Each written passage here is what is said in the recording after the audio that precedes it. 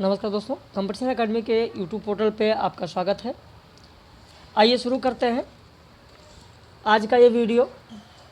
आपके UGC net के पाठ्यक्रम में जो 21 कहानियाँ हैं, उन 21 में से 12 कहानियों का संक्षिप्त विवरण मैंने कल आप लोगों को दे दिया था और यह संपूर्ण पीडीएफ हमारे व्हाट्सएप पर स्टेटस पर लगा हुआ है। अगर आप डाउनलोड करना चाहें तो डाउनलोड कर सकते हैं। जो भी नए कैंडिडेट हैं, नए व्यूअर्स हैं, वीडियो को देख रहे हैं, अगर उनको नंबर नहीं पता है तो अभी आगे नंबर बता दिया जाएगा। उस नंबर पर आप व्हाट्सएप करिए, आपका नंबर सेव कर लिया जाएगा और आपको ये पीडीएफ मिल जाएगी। तो 21 कहानियाँ आज पूरी हो जाएंगी। फिर कल आपके पाठ्यक्रम में जो 14 नाटक दिए गए हैं, उन 14 नाटक में से 7 नाटक कल करा दिया जाएगा, फिर 7 नाटक परसों करा दिया जाएगा। ऐसे निबंध जो 11 दिए गए हैं, 2 पार्ट में 2 भाग में, वो भी उपलब्ध करा दिया जाएगा। ऐसे जो अन्य 14 विधाएं लगी हुई हैं, उन अन्य 14 विधाएं जैसे जो आपका रिपोर्टाज है, जीवनी है, आत्मकथा है, इस तरीके की जो 14 विधाएं हैं, अन्य विधाएं, उन 14 अन्य विधाओं का साथ साथ करके 2 वीडियो में आप लोगों को उपलब्ध करा दिया जाएगा। ऐसे जो 13 उपन्यास आपके पाठ्यक्रम में है वो दिया जा चुका है। व्हाट्सएप के स्टेटस पर सारी चीज़ें दे दी गई थी। संक्षिप्त विवरण में मुख्य रूप से जो प्रश्न पूछे जाते हैं, अगर आपको कथन नहीं भी याद है, चाहे वो उपन्यास हो, चाहे वो नाटक हो, चाहे वो कहानी हो, निबंध हो, अन्य विधा हो, उसको आपको ध्यान रखना है कि यह रचना का प्रकाशन वर्ष क्या है, या उसमें पात्र कौन से हैं, विषय वस्तु कौन सी है, किसमें संग्रहित है। तो इन सारी चीज़ों को अगर आप ध्यान में रखते हैं तो कथन वाले 1 या 2 प्रश्न आपको बमुश्किल 3 प्रश्न ही मिलते हैं, बहुत ज़्यादा प्रश्न नहीं मिलते हैं। तो जितनी चीज़ें मैं बता रहा हूँ, अगर इन पर आपने गौर रखा तो जाहिर सी बात है कि बहुत आराम से अच्छे खासे प्रश्न आप सही कर लेंगे। अब जैसे हम लोग ग्रेगिन कहानी की बात करें, ग्रेगिन कहानी पहले प्रकाशित हुई थी, बाद में जिसका नाम रोज रख दिया गया, जो ये अज्ञेय की कहानी है। इस अज्ञेय की कहानी का प्रकाशन वर्ष है 1990, जो कि विपथगा कहानी संग्रह में संकलित है। अब विपथगा में कितनी कहानियां संकलित हैं, यह भी प्रश्न आपसे पूछा जा सकता है, क्योंकि आपके पाठ्यक्रम में जो ग्रेगिन कहानी है वो विपथगा में संकलित है। तो जाहिर सी बात है कि विपथगा में कुल कितनी कहानियां संकलित हैं, पूछा जा सकता है।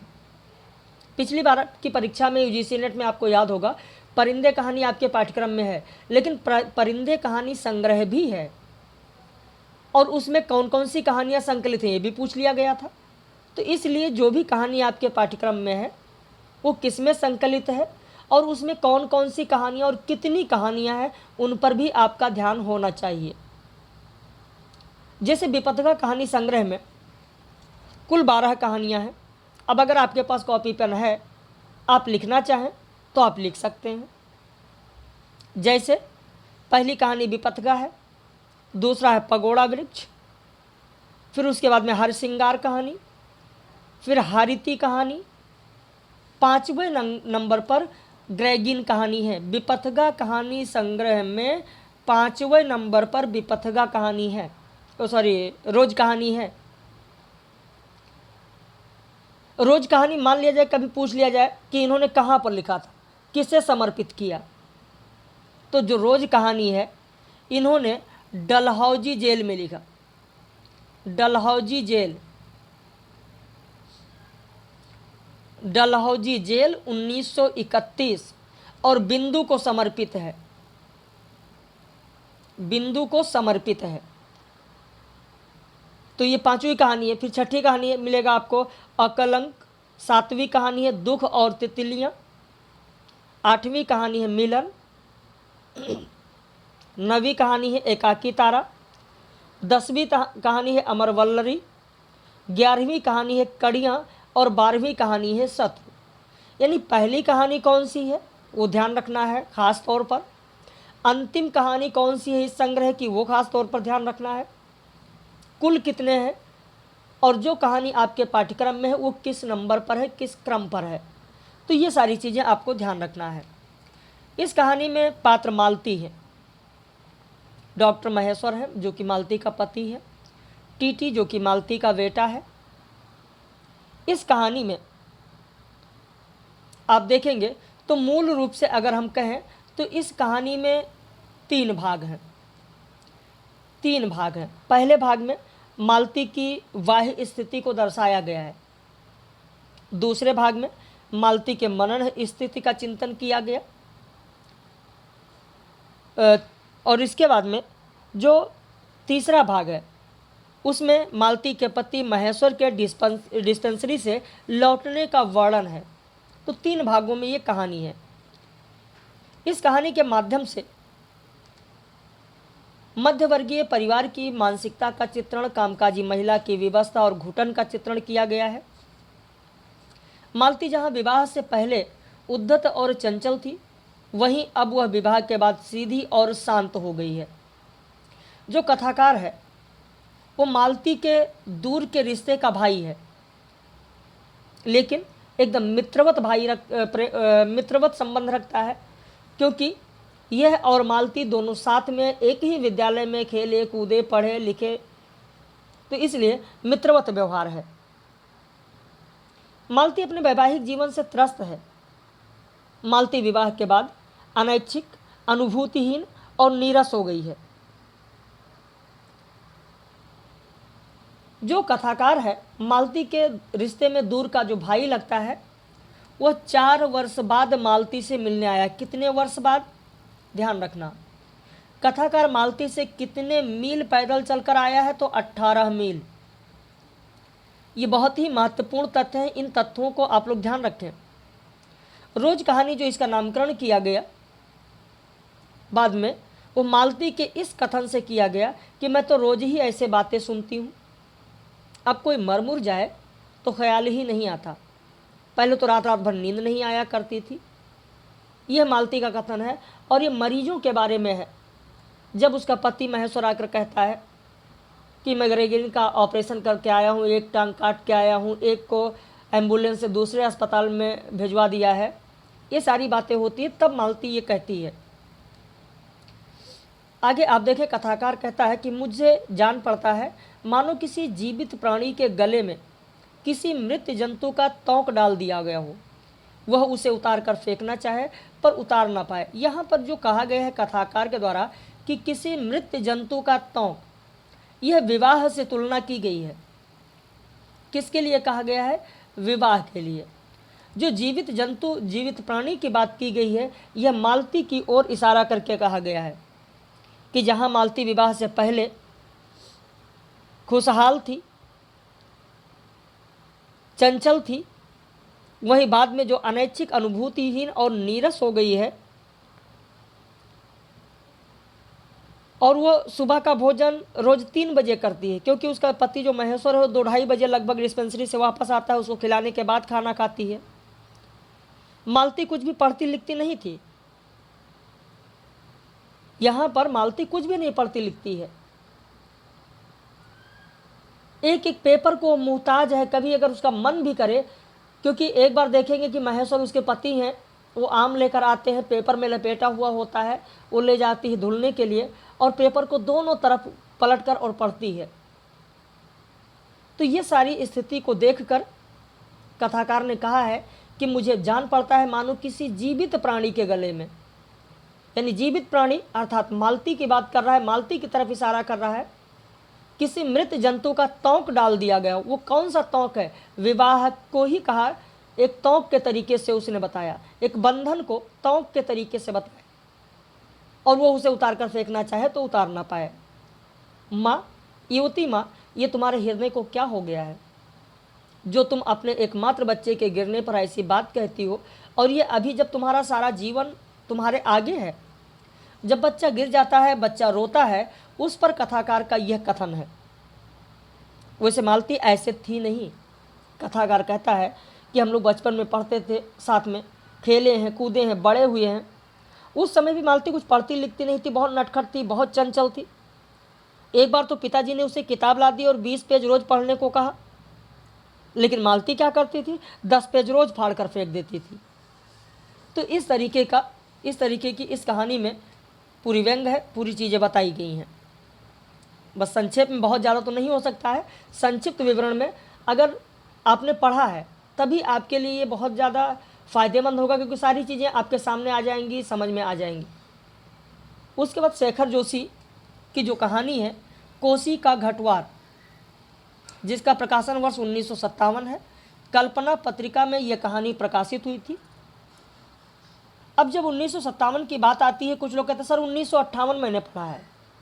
ध्यान रखना, कोसी का घटवार कहानी संग्रह भी है। कोसी का घटवार कहानी संग्रह भी है, जिसका प्रकाशन 1958 में हुआ है।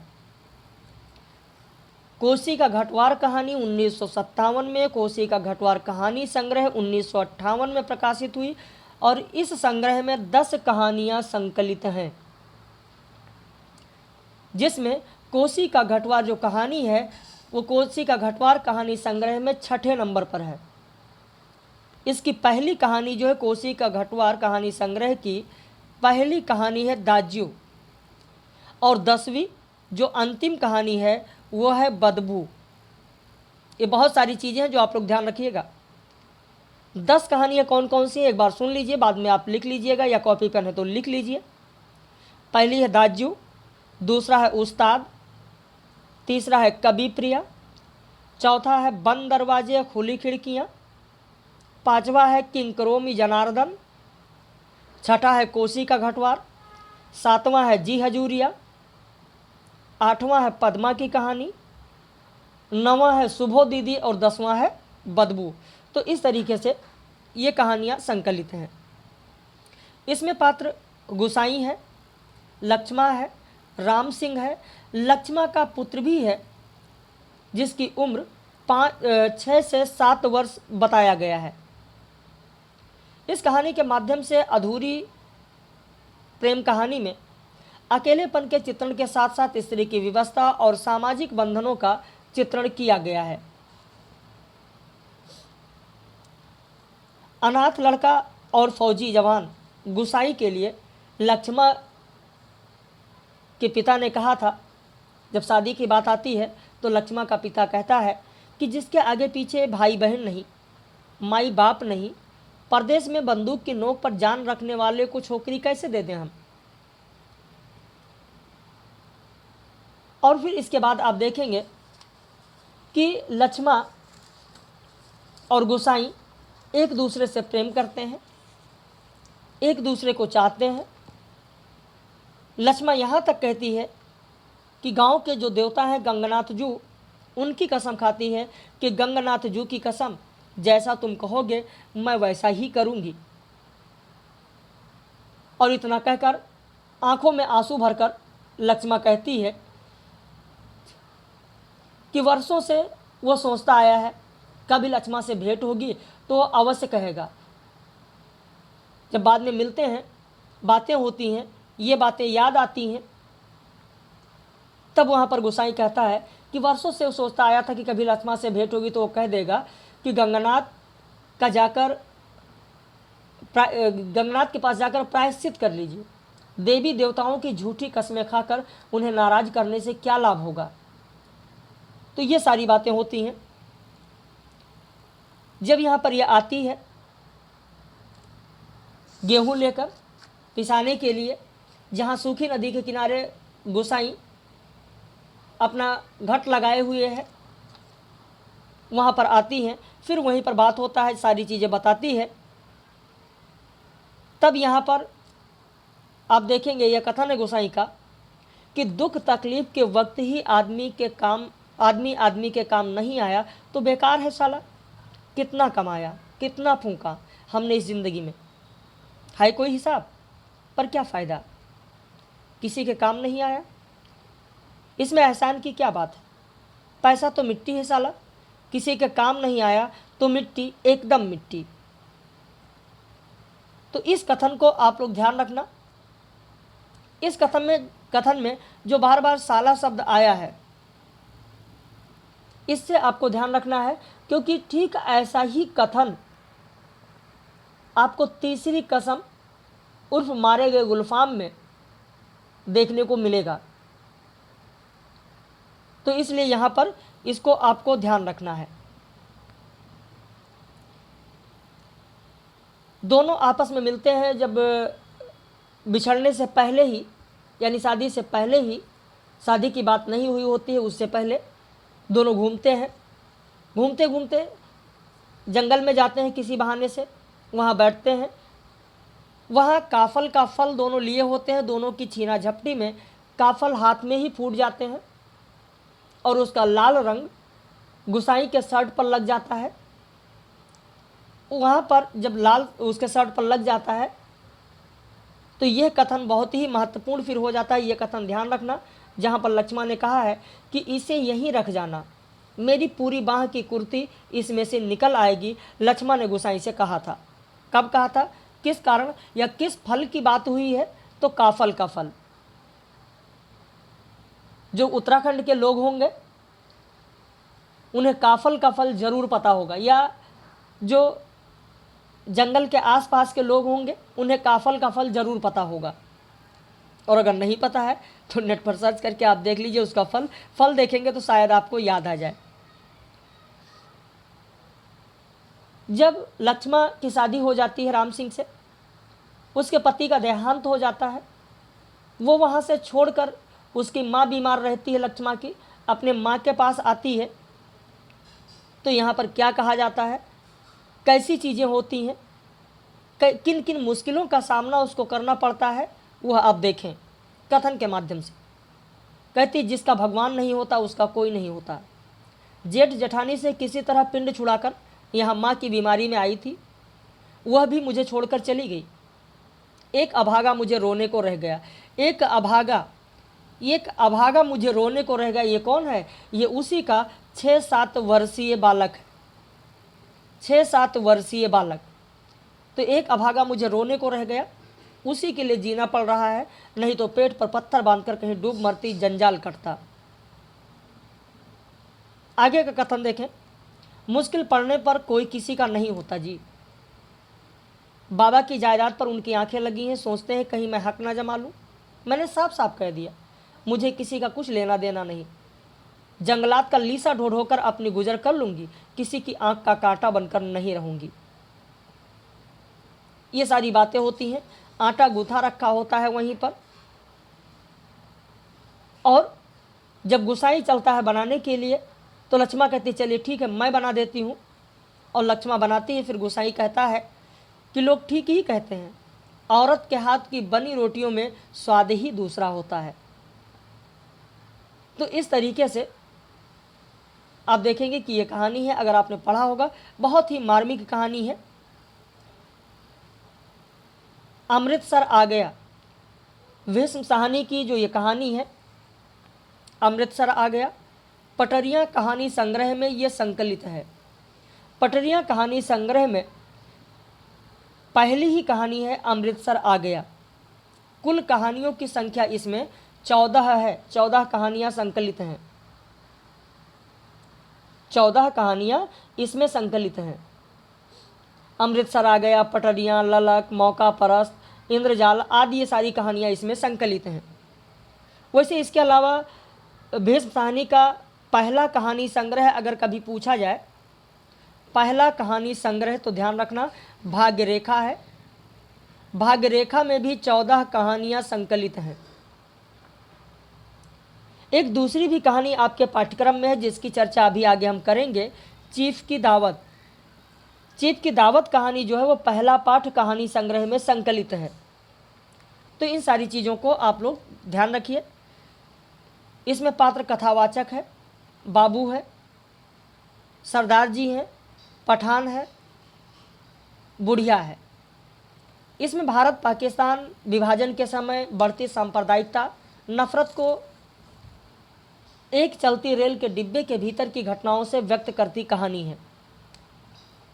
इसमें आप देखेंगे सांप्रदायिकता की समस्या है, विभाजन की त्रासदी को दिखाया गया, अमानवीय कृत्य का चित्रण दिखाया गया। अमानवीय कृत्य का चित्रण अगर देखें तो 2 जगह आपको देखने को मिलेगा। एक जगह जो एक दुबला पतला सा आदमी है, ट्रेन में बैठा हुआ है, एक मुस्लिम बुजुर्ग जो यहाँ पर चढ़ रहा होता है ट्रेन में, अंत में देखेंगे, ये अंत में आपको मिलेगा, चढ़ रहा होता है पीछे, और उसके पास गठरी होती है। पीछे उसी की औरत है, वो भी 2-3 गठरी लादे हुए दौड़ती है और आती है, ट्रेन के दरवाजे पर पहुंचती है। बुढ़ा ट्रेन के दरवाजे को खोलने की कोशिश करता है, कहता है खोलिए, और ये दुबला पतला आदमी हाथ में लोहे की छड़ लिए हुए होता है,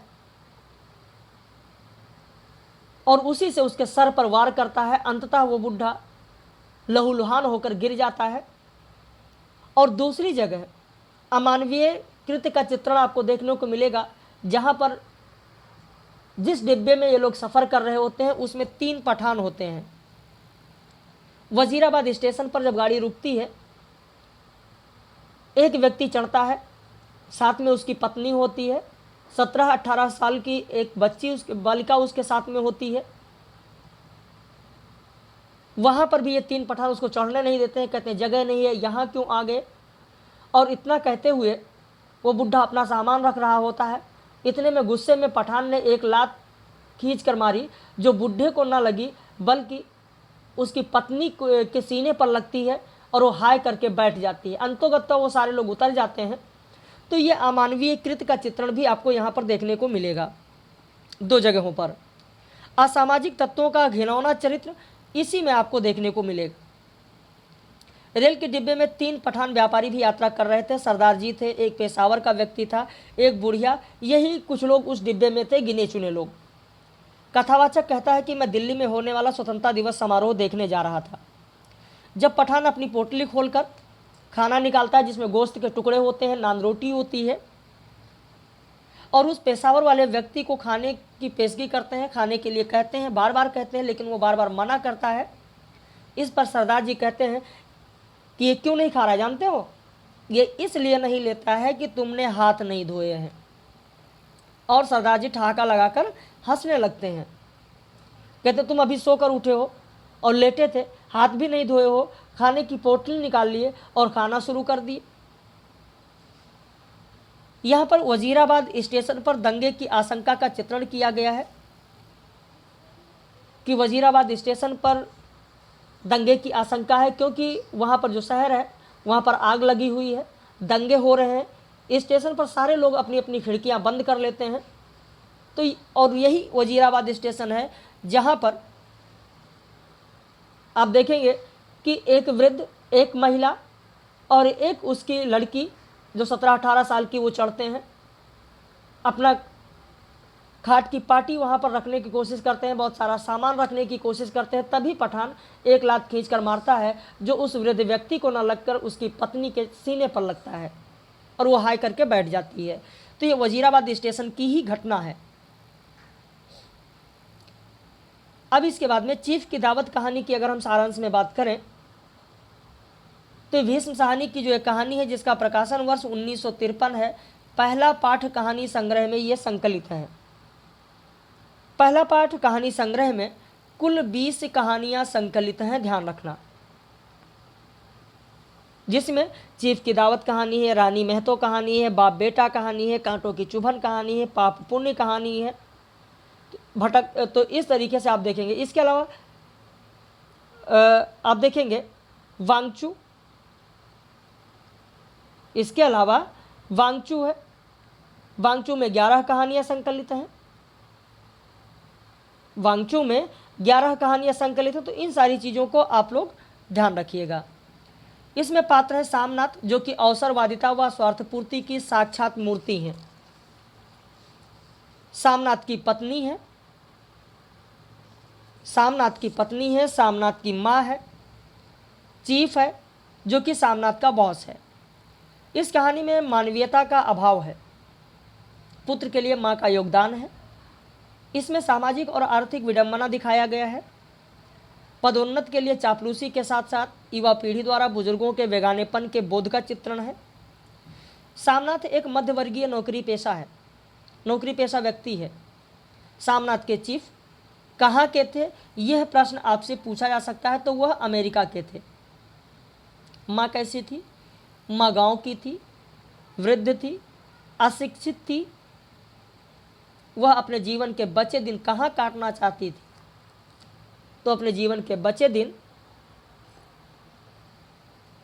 हरिद्वार में भगवान का नाम लेते लेते बिताना चाहती थी। माँ फुलकारी का ओढ़ना भी बनाना जानती थी। बेटे ने अपने चीफ को वादा किया था कि माँ के हाथों के का बना फुलकारी का ओढ़ना आपको ज़रूर देंगे। जब चीफ आने वाले थे तो सामनाथ ने माँ को कई निर्देश दिए थे।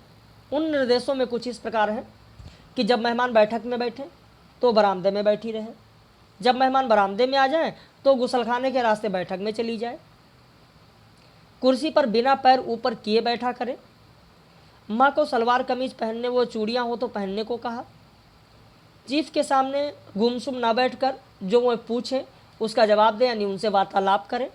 तो ये सारे निर्देश सामनाथ ने अपनी माँ को दिया था। माँ इन सब बातों से घबरा जाती है, परेशान हो जाती है कि अगर कहीं मुझसे कोई भूल हो गई, कहीं कोई मुझसे चूक हो गई तो मेरा बेटा परेशान होगा, उसकी पदोन्नत नहीं हो पाएगी। तो इससे वो घबरा कर अपनी विधवा सहेली के घर जाना चाहती थी। चीफ आते हैं, पूरे घर में देखते हैं जिस तरीके का साज सजावट, उठना बैठना, बातचीत है, उस तरीके से वो लग रहा है कि एकदम पूरी तरीके से पश्चिमी सभ्यता का माहौल जान पड़ता है। लेकिन तभी अचानक माँ के ऊपर नज़र पड़ जाती है चीफ की, और चीफ उनसे बातें करता है। ये भी जान पाता है कि वो गांव की हैं, अशिक्षित हैं, फुलकारी का ओढ़ना बनाना जानती हैं, गीत जानती हैं। इससे वो बहुत खुश होता है। यहाँ तक कि चीफ ने माँ से गांव के गीत भी सुने और उनके द्वारा बनाया हुआ फुलकारी भी देखा। और ये सारी चीज़ें देखकर सामनाथ खुश होता है। ये जैसा माहौल बन गया है, अंत में सामनाथ देखकर बहुत ही खुश होता है, माँ को गले लगा लेता है। लेकिन अंत में तो ये सारी चीज़ें आपको देखने को मिलेंगी। जो महत्वपूर्ण चीज़ें हैं, कहानी तो बड़ी बड़ी है, लेकिन जो महत्वपूर्ण चीज़ें हैं वो आप लोगों को बताया जा रहा है। सिक्का बदल गया कहानी, जो कि कृष्णा सोबती का है। प्रकाशन वर्ष 1948 है। किस पत्रिका में प्रकाशित हुई? तो प्रतीक पत्रिका में प्रकाशित हुई। इसमें पात्र साहनी है, शाहजी हैं, शेरा है, रसूल हैं, दाऊद खां है, इस्माइल हैं, बेंगू हैं। इसमें देश विभाजन की पृष्ठभूमि, वर्ग संघर्ष का चित्रण, विधवा नारी की पराधीनता का मनोवैज्ञानिक चित्रण किया गया है। साहनी चेनाब नदी में पिछले 50 वर्षों से नहाती आ रही है। कितने वर्षों से? 50 वर्षों से। इस 50 वर्षों को आपको ध्यान में रखना है। ये ऐसे तथ्य हैं जो बीच बीच में पूछे जा सकते हैं। चिनाब में जब नहाने वो जाती है तो श्री राम का उद्घोष के साथ अंजलि में, अंजलि मतलब अंजूरी जिसको आप कहते हैं, दोनों हाथ को एक साथ करके जो अंजलि बनती है उसी में पानी भरती है और सूर्य देवता को नमस्कार करती है। किसका उद्घोष करती है, ये आपको ध्यान रखना है। इसके कुछ महत्वपूर्ण कथन हैं। इन महत्वपूर्ण कथनों को भी आपको ध्यान रखना है। ये महत्वपूर्ण कथन कौन से हैं? ये महत्वपूर्ण कथन कुछ इस प्रकार हैं, यहाँ पर ध्यान दें। सानी सानी सुनो ट्रकें आती हैं, ये किसका कथन है? तो रसूला का है। बेंगू पटवारी ने कहा है, साहनी रब नु यही मंजूर सी। जब साहनी चलने लगती है तो ये बेंगू पटवारी का कथन है। साहनी ने थानेदार दाऊद खां की मंगेतर को मुंह दिखाई में सोने के कर्णफूल दिए थे। क्या दिया था? तो सोने के कर्णफूल दिया था। किसे दिया था? यह भी प्रश्न पूछा जा सकता है। साहनी ने कहा कि मस्जिद के लिए 300 रुपये चंदा दिया था, तुम भागोवाल मस्जिद के लिए, या कितने रुपए चंदा दिया था? तो इस तरीके से प्रश्न यहाँ पर बन सकते हैं। साहनी तुम अकेली हो, अपने पास कुछ होना जरूरी है, कुछ नकदी ही रख लो, वक्त का कुछ पता नहीं। किसने कहा है? तो थानेदार दाऊद खान ने कहा है। हाँ, थानेदार इसमें कौन है? ये प्रश्न ऐसे भी बन सकता है। पटवारी कौन है? यह भी प्रश्न बन सकता है। मस्जिद का मुल्ला कौन है? ये भी प्रश्न बन सकता है, तो इन पर आपको ध्यान रखना है। साहनी कुछ कह जाओ, तुम्हारे मुंह से निकली आशीष झूठ नहीं हो सकती, ये किसने कहा है? तो यहाँ पर इस्माइल ने कहा है।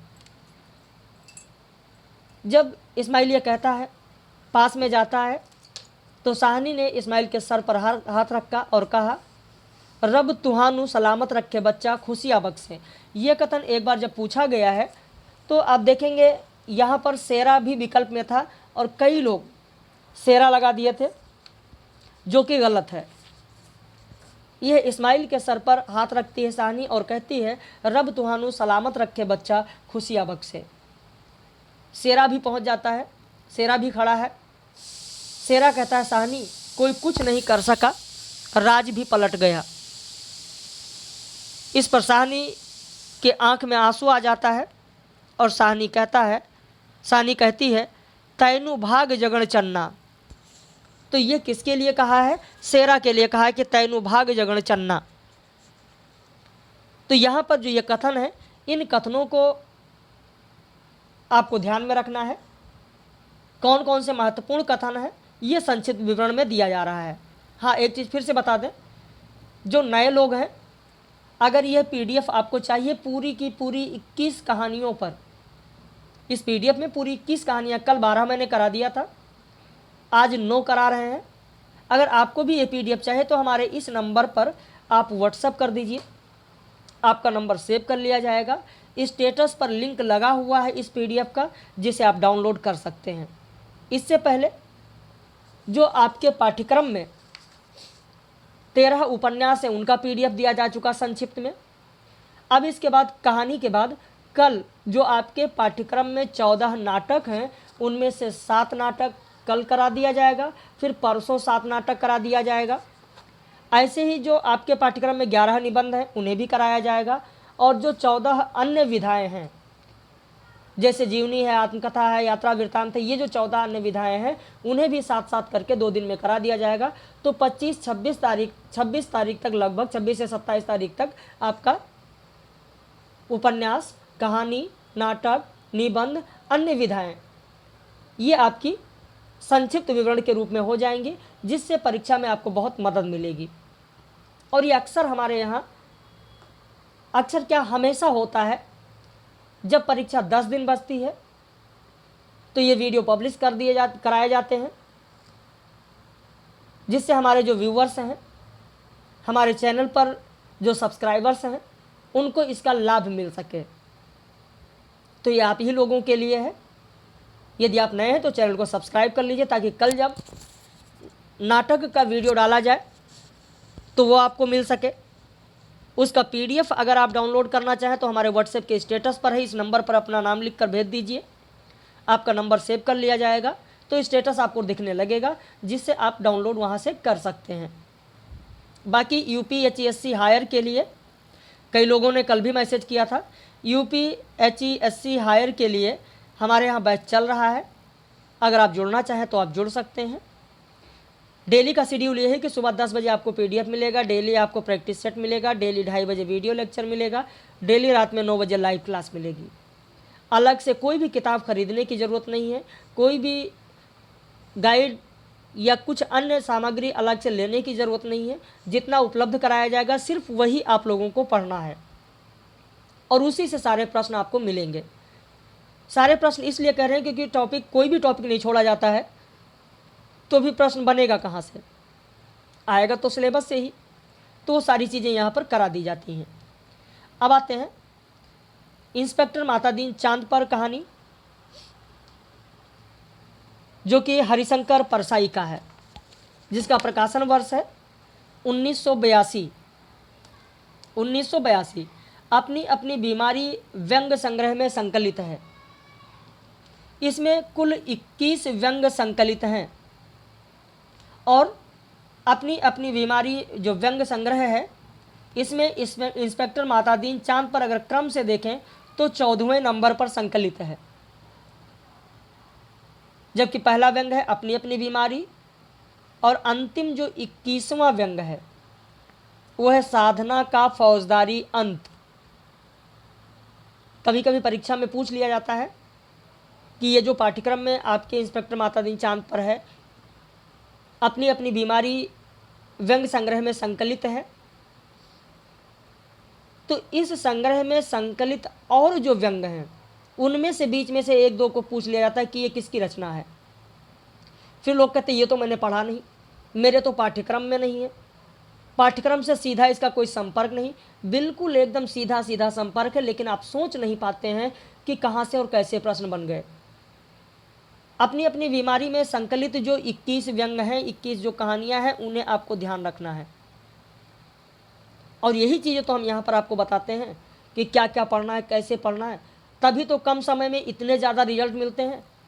भाई 150 प्लस रिजल्ट मिलना किसी एक चैनल से नेट जेआरएफ का अपने आप में एक बड़ी बात होती है। पिछली बार भी 150 प्लस रिजल्ट मिला था नेट और जेआरएफ मिलाकर। ऐसे ही नहीं, हमारे यहाँ 11,500 फीस ली जाती है। अगर 11,500 फीस ली जाती है तो उस तरीके से आप लोगों को कराया भी जाता है। जो लोग नवंबर से हमारे यहाँ पढ़ रहे हैं, नवंबर से 10 महीने लगभग हो रहे हैं, 3 बार सिलेबस, तीसरी बार सिलेबस का रिवीजन उनका चल रहा है। कहीं पर 6-6 महीने सिलेबस नहीं ख़त्म होता है, यहाँ तो तीसरी बार रिवीजन चल रहा है। तो इससे आपके ज़बान पर रट जाता है, एक एक चीज़ें याद हो जाती हैं। तो यहाँ पर मैं ये बता रहा था कि 21 जो इसमें व्यंग संकलित है अपनी अपनी बीमारी में, इंस्पेक्टर मातादीन जो कि 14वें नंबर पर है। पहला है अपनी अपनी बीमारी, दूसरा है पुराना खिलाड़ी, फिर है ये समय काटने वाले, रामकथा छेपक, बुद्धिवादी, प्रेम की बिरादरी, धर्म क्षेत्र कुरुक्षेत्र एक बार पूछा गया है। अब आप कहेंगे सर धर्म क्षेत्र कुरुक्षेत्र पूछा गया है, लेकिन मुझे तो नहीं पता था। भाई इसी में संकलित है, इसीलिए पूछा गया। अपनी अपनी बीमारी जो व्यंग संग्रह है परसाई जी का, जिसमें 21 व्यंग हैं, उसमें जो 7वें नंबर पर धर्म क्षेत्र कुरुक्षेत्र, यही तो पूछा गया था एक बार। और ऐसे ही प्रश्न बनते हैं। 8वें नंबर पर है जिसकी छोड़ भागी है। फिर उसके बाद में किताबों की दुकान और दवाओं की, घुटन के 15 मिनट, आचार्य जी एक्सटेंशन और बगीचा, सिलसिला फ़ोन का, बारात की वापसी। बारात की वापसी भी एक बार पूछा जा चुका है। बारात की वापसी, बारात की वापसी। फिर उसके बाद में है इंस्पेक्टर मातादीन चांद पर, जो कि 14वें नंबर पर मैंने आपको बताया। फिर है असुविधा भोगी। उसके बाद है वायरंग, शुभकामना और प्रजातंत्र, इतिहास का सबसे बड़ा जुआ, आना और ना आना रामकुमार का, दिशा बताइए, चुनाव के ये अनंत आशावान, और फिर अंत में है साधना का फौजदारी अंत। वे तो संक्षिप्त में है, संक्षिप्त विवरण है, इसलिए आपको बता रहे हैं। बाकी डिस्क्रिप्टिव जो होता है, जो पूरा का पूरा बैच चलता है, उसमें तो एक एक चीज़ें लिखा दी जाती हैं, पीडीएफ में भी दिया जाता है ताकि आप याद कर सकें। तो यहाँ पर विषय है चांद के काल्पनिक चित्रण द्वारा भारतीय पुलिस और व्यवस्था पर व्यंग, विज्ञान को नीचा दिखाना, अंधा कानून, निर्दोष को सजा देना। इसमें कुछ मुख्य बिंदु हैं, बहुत छोटी सी कहानी है जिस पर प्रश्न बन सकते हैं। मुख्य पात्र सीनियर पुलिस इंस्पेक्टर मातादीन है। इंस्पेक्टर मातादीन चांद पर भारत की तरफ से सांस्कृतिक आदान प्रदान के लिए गए थे। इंस्पेक्टर मातादीन को चांद से स्पेशल यान लेने आया था। मातादीन के मुंशी का क्या नाम है? अब्दुल गफूर। पुलिस महकमे में मातादीन को लोग क्या कहते हैं? तो जी पैक्टसा कहते हैं। मातादीन चांद पर से क्या लाए थे? तो एड़ी चमकाने का पत्थर लाए थे। तो ये कुछ बिंदु हैं जिन पर प्रश्न बन सकता है। पिता कहानी जो कि ज्ञानरंजन की है, जिसका प्रकाशन वर्ष है 1965। ये किस कहानी संग्रह में संकलित है? कितने लोगों को पता है? चलिए आप लोगों के लिए छोड़ते हैं, देखते हैं कितने लोग बताते हैं। इसमें पात्र है कथावाचक, उसकी पत्नी देवा और पिता। बता देते हैं, तो लोग ये कहेंगे कि सर परीक्षा इतनी पास है, हम कहाँ ढूंढते फिरें।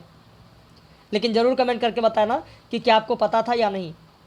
पिता कहानी जो है ज्ञानरंजन की, ये फैंस के इधर और उधर कहानी संग्रह में संकलित है। लिखना चाहिए तो लिख लीजिए, फैंस के इधर और उधर, फैंस के इधर और उधर, इधर और उधर, इधर और उधर। 8वें नंबर पर यह पिता कहानी है फेंस के इधर और उधर कहानी संग्रह में। टोटल कहानियों की संख्या अगर देखें तो 12 है। फेंस के इधर और उधर कहानी संग्रह में कुल 12 कहानियां संकलित हैं। 8वें नंबर पर पिता कहानी है। पहली कहानी है दीवा स्वप्नी, दूसरा है कलह, तीसरा है खलनायिका और बारूद के फूल, चौथा है आत्महत्या, पांचवा है सीमाएं, छठा है फेंस के इधर और उधर, सातवां है शेष होते हुए, आठवां जो आपके पाठ्यक्रम में है पिता कहानी, नौवां है एक नमूना सार्थक दिन, 10वां है दिलचस्पी, 11वां है छलांग और 12वां है संबंध। तो इस तरीके से ये कहानी इस कहानी संग्रह में संकलित हैं। पिता कहानी में आप देखेंगे तो इसमें पुरानी और नई पीढ़ियों के सोच में आए बदलावों का चित्रण किया गया। पिता अपने पुत्र के पीढ़ी से तारतम्यता नहीं बैठा पाता, वहीं पुत्र अपने पिता के पीढ़ियों को नहीं समझ पाता है। इस कहानी में एक जगह इलाहाबाद के धूमनगंज का नाम आया है। इस कहानी में जो गर्मी है, पिता जो देखते हैं कि बहुत गर्मी है, उमस है, परेशान है, यह जो गर्मी है वो किसका प्रतीक है? तो बेचैनी का प्रतीक है। इस पिता कहानी के बारे में बच्चन सिंह ने कहा है कि इस कहानी का केंद्रीय वस्तु अकेलापन है। ये बहुत ही महत्वपूर्ण है, ध्यान रखिएगा। ये कहानी लोक कथात्मक शैली में लिखी गई है, इसकी शैली भी आपको ध्यान रखना है।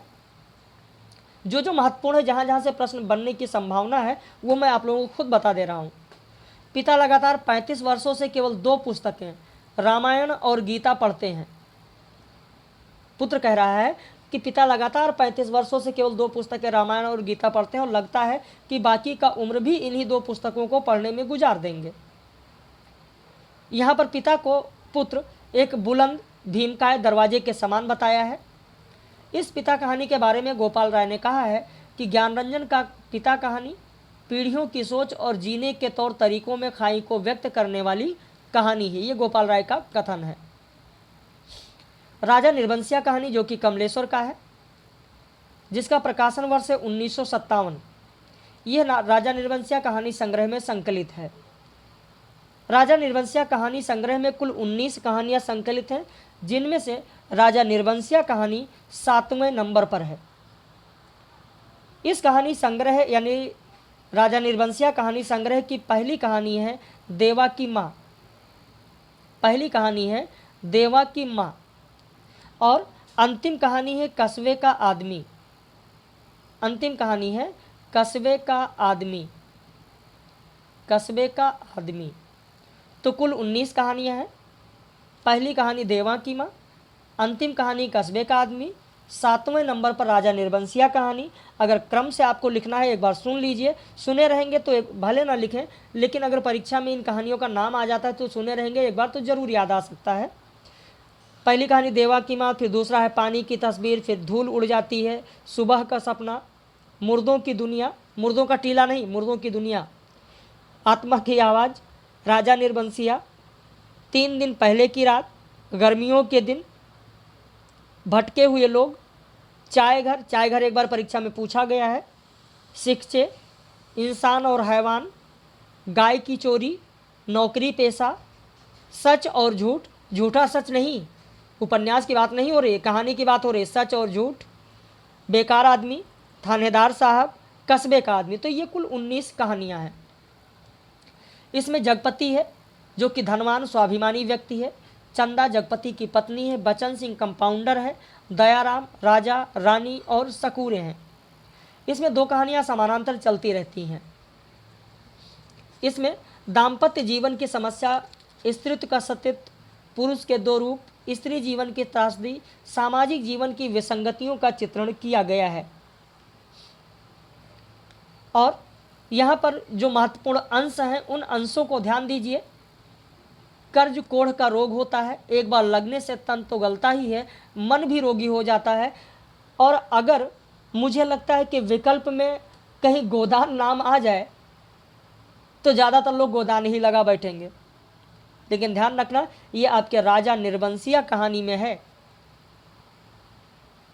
राजा निर्वंशिया कहानी में, ध्यान रखना, उसी का ये कथन है। जो महत्वपूर्ण कथन है वो मैंने यहाँ पर दे दिया है। आदमी को पाप नहीं, पश्चाताप मारता है। मैं बहुत पहले मर चुका था, मैं बहुत पहले मर चुका था। कौन कह रहा है? जगपति कह रहा है। जगपति कह रहा है औलाद ही तो वह स्नेह की धुरी है जो आदमी औरत के पहियों को साध कर तन के दलदल से पार ले जाती है, और नहीं तो हर औरत वेश्या और हर आदमी वासना का कीड़ा है। अगला कथन है किसी ने मुझे मारा नहीं है। यानी यहाँ पर आप देखेंगे तो ये 2 नोट लिखता है, 2 पत्र लिखता है। मरने से पहले इसने 2 पत्र लिखे हैं। 2 पत्र कौन कौन से लिखे हैं? उन्हीं पत्रों की बात मैं कर रहा हूं। उन्हीं पत्रों से जो अंश है उन अंशों की बात की जा रही है। 2 पर्चे जो उसने छोड़ा है, और उसने कहा है कि किसी ने मुझे मारा नहीं, किसी आदमी ने नहीं। मैं जानता हूं कि मेरे जहर की पहचान करने के लिए मेरा सीना चीरा जाएगा, उसमें जहर है। मैंने अफीम नहीं, रुपए खाए हैं, उन रुपयों में कर्ज का जहर है, उसी ने मुझे मारा है। तो ये जो अपनी आत्महत्या से पहले 2 पर्चे छोड़ता है, उसमें चंदा को तो माफ़ करता ही है, चंदा के उस पुत्र को भी अपने पुत्र के रूप में अपना लेता है।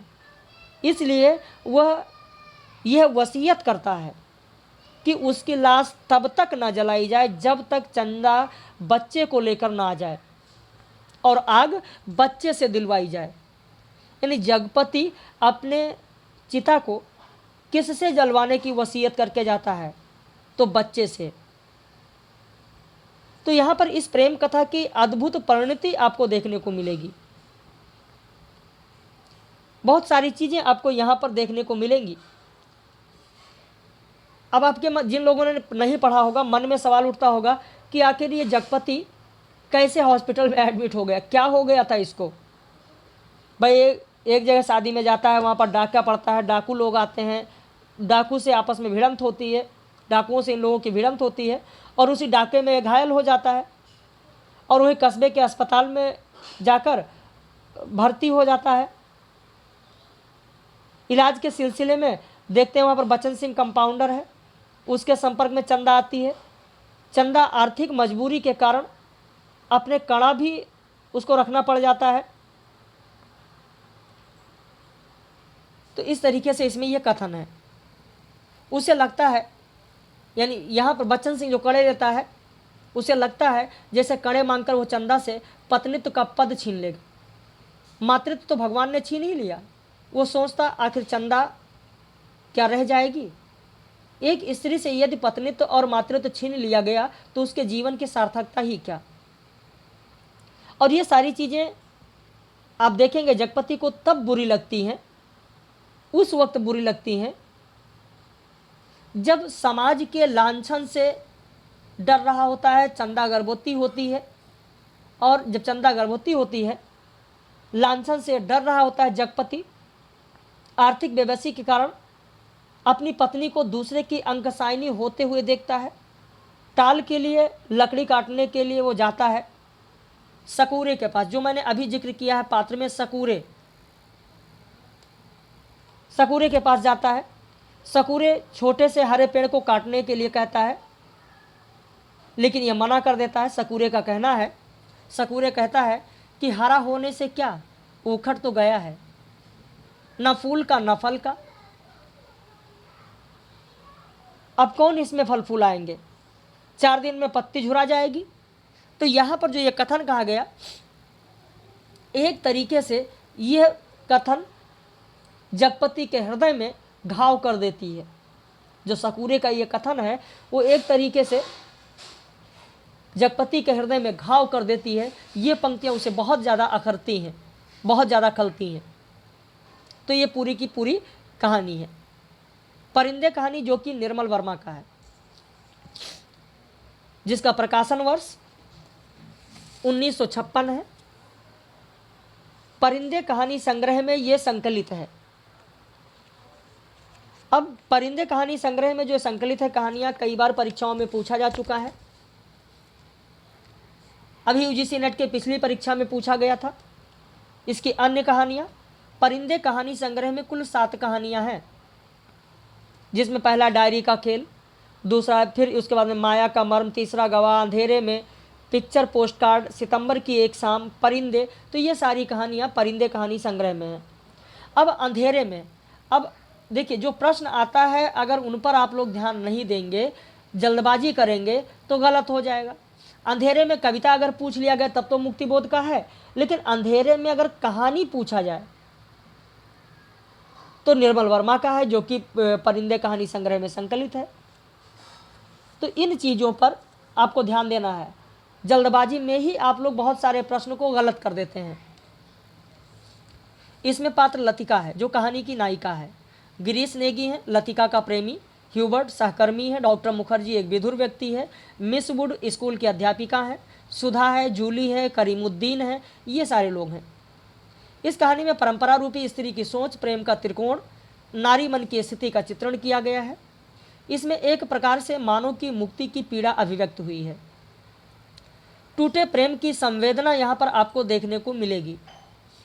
लतिका अपने प्रेमी गिरीश नेगी के मरणोपरांत भी उन्हीं की स्मृति में हॉस्टल के मायूस माहौल में जीवन बिताती है। वहीं दूसरी तरफ आप देखेंगे तो टूटे प्रेम की संवेदना ह्यूबर्ट में भी, ह्यूबर्ट भी शोभा के प्रेम में टूटा हुआ व्यक्ति है। त्रिकोण प्रेम की जो मैंने अभी बात की है, उस त्रिकोण प्रेम में लतिका है, गिरीश नेगी है और ह्यूबर्ट है। खैर गिरीश नेगी का तो देहांत हो चुका है, उन्हीं की स्मृति में लतिका खोई रहती है, लेकिन ह्यूबर्ट भी लतिका को प्रेम पत्र लिखता है, लतिका को प्रेम पत्र देता है। यह भी प्रश्न इस तरीके से पूछा जा सकता है कि लतिका को प्रेम पत्र कौन देता है। लेकिन ये सारी चीज़ें जो हो रही हैं, जो एक त्रिकोण प्रेम है, लतिका पर सबसे ज़्यादा अगर असर पड़ता है, सबसे ज़्यादा प्रभाव पड़ता है तो जूली की प्रेम कथा का पड़ता है। जूली की प्रेम कथा लतिका के तनाव को और ही बढ़ा देती है। डॉक्टर मुखर्जी वर्मा के नागरिक हैं, जिसकी पत्नी का देहांत हो चुका है। वह भी सभी बातें भूलकर वर्तमान में जीना चाहते हैं। परिंदे में मृत्यु भय से कुछ पात्र पीड़ित हैं। वह वास्तव में अस्तित्ववादी दर्शन का हिस्सा है। अब यहाँ पर आपसे जो प्रश्न बन सकता है कि परिंदे कहानी में किसका किसका जिक्र है या क्या क्या मिलता है, तो उसमें अस्तित्ववादी दर्शन भी अगर लिख दिया गया तो कुछ लोग कहेंगे कहानी तो मैंने पूरी पढ़ ली, अस्तित्ववादी दर्शन कहीं नहीं मिला मुझे। भाई अस्तित्ववादी दर्शन शब्द आपको नहीं मिलेगा। मृत्यु भय से, जो मृत्यु भय है, यह मृत्यु भय किसका अंश है? जो मृत्यु भय है वो कौन से दर्शन के तहत आएगा? अस्तित्ववादी दर्शन के तहत आएगा। उससे जो पीड़ित पात्र हैं, जिस तरीके की परिस्थिति दिखाई गई है, वो एक अस्तित्ववादी दर्शन का ही हिस्सा उसको आप कह सकते हैं। मृत्युबोध की तरह पात्रों में एक प्रकार की ग्रहातुरता भी है। जहाँ एक जगह मृत्युबोध की बात है, वहीं ग्रहातुरता भी है, घर जाने की आतुरता भी है। देखेंगे यहाँ का जो पूरा का पूरा परिवेश है, उसमें कई जगह घर जाने की आतुरता आपको दिखाई देगी। घर जाने की आतुरता यहाँ पर इन लोगों में है, जिसे कहा गया कि होम सिकनेस ही एक ऐसी बीमारी है जिसका इलाज किसी डॉक्टर के पास नहीं है। भाई डॉक्टर मुखर्जी जो मूल रूप से बर्मा के रहने वाले हैं, वो अक्सर ये कह उठते हैं कि मरने से पहले मैं एक दफ़ा बर्मा ज़रूर जाऊंगा। तो ये क्या है, कैसी बीमारी है?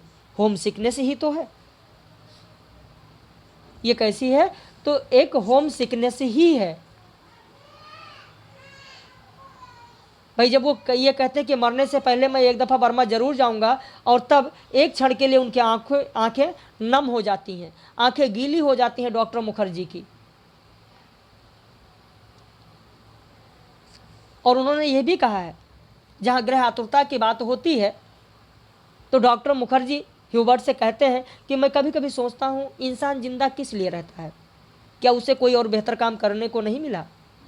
क्या तुमने कभी महसूस किया है कि एक अजनबी की हैसियत से पराई जमीन पर मर जाना काफ़ी खौफनाक बात है? तो ये सारी चीज़ें आपको यहाँ पर देखने को मिलेंगी। इस कहानी में संगीत का भरा पूरा वातावरण मिलेगा। ह्यूबर्ट पियानो वादक है, वही डॉक्टर मुखर्जी अंग्रेजी धुन गुनगुनाते हैं। भाई आप देखेंगे इसमें तो लीड काइंडली नाइट संगीत के सुर मानो एक ऊंची पहाड़ी पर चढ़कर हाँफती हुई सांसों को आकाश की अबाध शून्यता में बिखेरते हुए नीचे उतरते हैं। बारिश की मुलायम धूप चैंपल के लंबे जो चौकोर शीशे होते हैं उन शीशों पर झलकता रहता है, जिसकी एक महीन चमकीली रेखा ईसा मसीह की प्रतिमा पर तिरछी होकर गिर पड़ती है। मोमबत्तियों का धुआं धूप में नीली सी लकीर खींचता हुआ हवा में तिरने लगता है। तो यहाँ पर जो भी चीज़ें हैं वो आप देख रहे हैं, तो यहाँ पर आपको संगीत का भरा पूरा वातावरण देखने को मिलेगा। अब इसके बाद में आगे देखते हैं। डॉक्टर मुखर्जी लतिका से कहते हैं कि सभी औरतें ऑब्लिक लड़कियां बेवकूफ़ होती हैं और सेंटिमेंटल भी। डॉक्टर मुखर्जी लतिका से यह भी कहते हैं, इनका एक कथन और भी महत्वपूर्ण है कि वैसे हम सब की अपनी अपनी जिद होती है, कोई छोड़ देता है और कोई आखिर तक उससे चिपका रहता है। ये डॉक्टर मुखर्जी कहते हैं लतिका से। मिस वुड ने डॉक्टर मुखर्जी से भी कहा था, जब हम लोग बात कर रहे हैं यहाँ पर, ये जो अभी बात किए थे ग्रह आतुरता की जो मैंने बात की, जहाँ पर डॉक्टर मुखर्जी ये कहते हैं ह्यूबर्ट से कि क्या तुमने कभी महसूस किया है कि एक अजनबी की हैसियत से पराई ज़मीन पर मर जाना काफ़ी खौफनाक बात है? वहीं पर मिस्टर वुड डॉक्टर मुखर्जी से कहती हैं, कुछ भी कह लो, अपने देश का सुख कहीं और नहीं मिलता। यहाँ तुम चाहे कितने वर्ष रह लो, अपने को हमेशा अजनबी ही पाओगे। तो ये जो अजनबियत है, यही अजनबियत, यही अकेलापन आपको इस परिंदे कहानी में देखने को मिलेगा। इसी पर डॉक्टर रामदास मिश्र ने कहा है कि लतिका का टूटन, अकेलापन, व्यथा से पूरा परिवेश अनुकूल प्रतिकूल दबावों में जगाता और बोझल करता रहता है। कुमायूं रेजिमेंट के बैंड की आवाज़, फौजियों के बूटों की आवाज़, चर्च का घंटा, प्रार्थना, उदास संगीत, छात्राओं का घर लौटने का उत्साह, पिकनिक, जंगल में नेगी के साथ बिताए क्षणों की स्मृतियाँ, पेड़ जिस पर उन दोनों के साथ साथ नाम लिखे थे, रास्ते, उदास ढंग से बहते हुए नाले आदि अनेक छोटे बड़े प्राकृतिक और मानवीय संदर्भ बिंब आते हैं जो कहानी में मूल रूप से स्थित अकेलेपन के सन्नाटे को मूर्त करते चलते हैं। तो ये सारी चीज़ें हैं जिस पर आपको गौर करना है। बाकी परिंदे कहानी संग्रह में जो 7 कहानी है वो मैंने आपको दे दी हैं यहाँ पर। ये PDF अगर आपको डाउनलोड करना है तो इस हमारे नंबर पर व्हाट्सअप करके अपना नाम लिख कर भेज दीजिए। स्टेटस पर लिंक लगा हुआ है जिसे आप देख सकते हैं, वहाँ से आप डाउनलोड कर सकते हैं। तो आज जो 21 कहानियाँ थी उनकी बात हम लोगों ने कर ली। अब कल आपके पाठ्यक्रम में जो 14 नाटक हैं उनमें से भाग 1 यानी 7 नाटक कल कराएंगे और फिर 7 नाटक अगले दिन परसों कराएंगे।